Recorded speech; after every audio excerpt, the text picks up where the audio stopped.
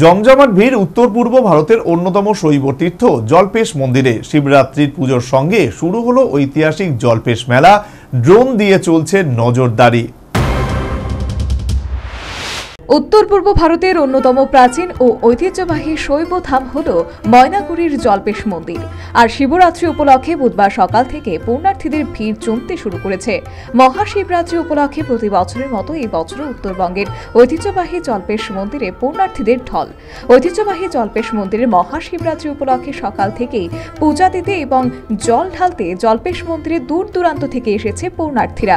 দীর্ঘক্ষণ লাইনে দাঁড়িয়ে পুণ্যার্থীরা মন্দিরের গর্ভগৃহে প্রবেশ করেছেন। এই বছর রেকর্ড সংখ্যক ভিড় হয়েছে, যা ছাপিয়ে যাবে গত বছরের সংখ্যাকেও। মহাশিবরাত্রি উপলক্ষে পুজো দিতে প্রতি বছর উত্তরবঙ্গের বিভিন্ন জেলা, পার্শ্ববর্তী রাজ্য আসাম এবং প্রতিবেশী দেশ নেপাল, পাশাপাশি বাংলাদেশ থেকেও দলে দলে পুণ্যার্থীরা জল্পেশ মন্দিরে আসেন।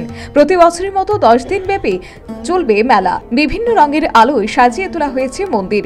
জলপাইগুড়ি জেলা সহ উত্তরবঙ্গের বিভিন্ন জেলার পুণ্যার্থীদের ভিড় এই মুহূর্তে জমজমাট জল্পেশ মেলা।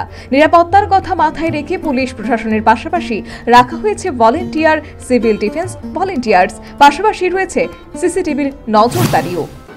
অসম্ভব ভিড়, তার মধ্যেও খুব সুন্দর সুব্যবস্থা আছে। সেই ব্যবস্থার মাধ্যমে প্রত্যেকে সারিবদ্ধভাবে সুন্দরভাবে পুজো দিতে পারছে এবং কমিটি খুব ভালো ব্যবস্থা করেছে। ড্রোনের মাধ্যমে সবকিছু দেখার ব্যবস্থা করেছে। খুব সুন্দর ব্যবস্থা হয়েছে। পুলিশ কড়াভাবে নজরদারি আছে, পুলিশেরও নজরদারি ভালোই দেখতে পাচ্ছি আমরা। মানে পরিবেশ একদম কেমন পরিবেশ দেখছে দেখি? এখন অবধি পরিবেশ তো বেশ শান্তই আছে, সবাই সুশৃঙ্খলভাবেই কাজ করছে। জল ঢাললেন? হ্যাঁ। কি নাম আপনার? জয়া চৌধুরী। উল্লেখ্য, ময়নাগুড়ির এই জল্পেশ মন্দির উত্তর পূর্ব ভারতের অন্যতম প্রাচীন এবং ঐতিহ্যবাহী মন্দির। প্রায় সারা বছর এখানে দেশের বিভিন্ন প্রান্তের পাশাপাশি পার্শ্ববর্তী দেশের শিব ভক্তরা আসেন। এখানে শ্রাবণ মাস জুড়ে পুণ্যার্থীদের ব্যাপক ভিড় লক্ষ্য করা যায়। Bureau report, news vanguard.